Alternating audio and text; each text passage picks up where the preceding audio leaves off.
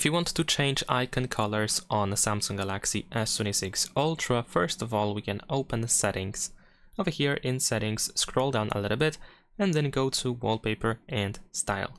In here, we're gonna choose the color palette option. We're gonna enable the color palette, and then you can also apply palette to app icons. Now in here at the bottom, we can choose the color palette. So first we can see some palette colors based on the wallpaper. So if you find something that you may like, then of course you can select it from here. There are many options that are generated quite easily.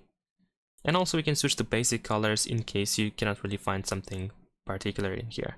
And then of course use the apply button. Now once we go back to the home screen, you will see that app icons have changed their color. There we go. Unfortunately, most of the third-party apps are not working with this feature and they will not be colored.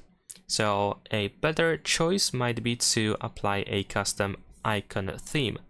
So if you go to themes in here, then you can go to icons and then you can search for icons that you may like to use.